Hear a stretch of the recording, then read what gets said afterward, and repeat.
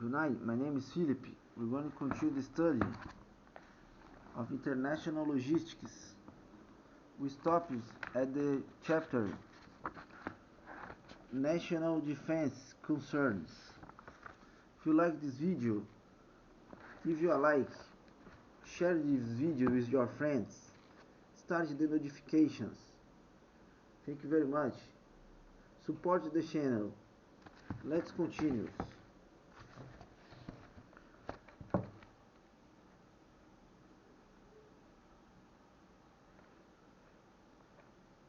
Admiral Alfred T. Mahan wrote The Influence of the Sea Power Upon History, 1660s in 1783 and 1890s.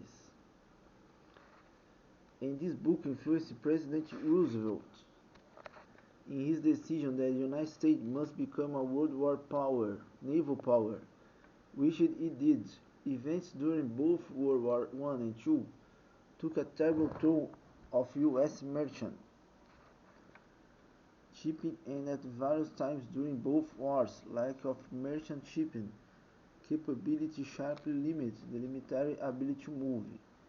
In both the Spanish-American War and World War I, the United States had many problems of congestion.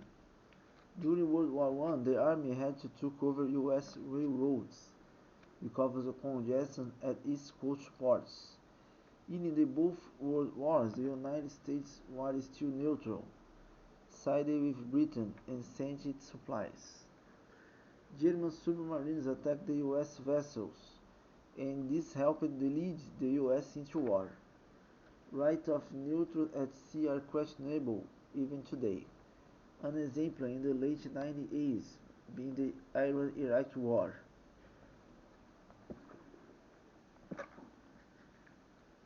There are also questions of production shippings and airplanes in both world wars. The United States had a tremendous need for shipping capacity. In World War II, it was not until 1943 that the United States was building merchant tonnage faster than it was being destroyed.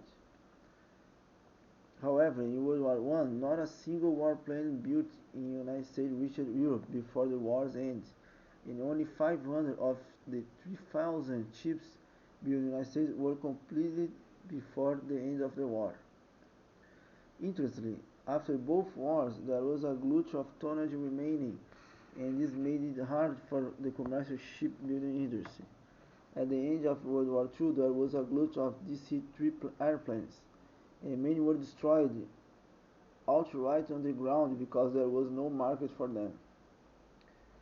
Initially, in war, civilian equipment is drawn into military use. In early days of World War II, U.S. airline aircraft carried troops to the Aleutians, which were believed to be in danger of invasion.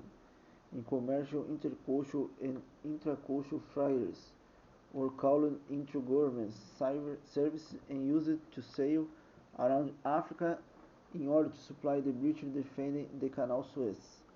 At war's end, these freighters were unable to recapture their domestic markets. In the post-World War II era, the United States used aircraft to supply Berlin during the Soviet blockade.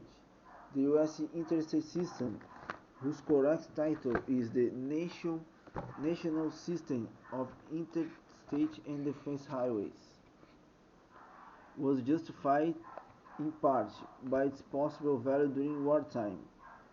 At the signing of the bill authorization the system, President Eisenhower recalled how the German Autobahn was virtually impossible to destroy by bombing, except at bridges where highways were easily disrupted. Clearances above the U.S. interstate roads were dedicated by the heights needed to remove a trailer-borne missile of the 1950 era. The U.S. blockade of Cuba in the early 1960s forced the Soviets to back down because they lacked military sea power.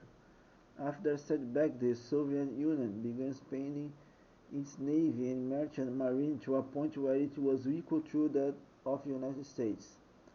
The Soviet merchant fleet functioned as a cross-trader, earning hard Western currencies.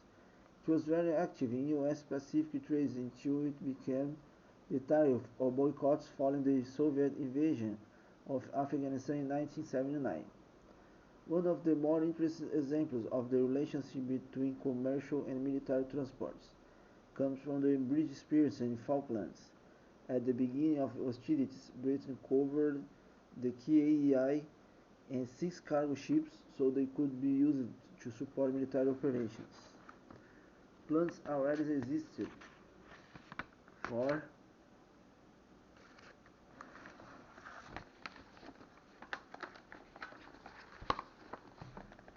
making the conversations the appropriate vessels nearest Britain were requisitioned first.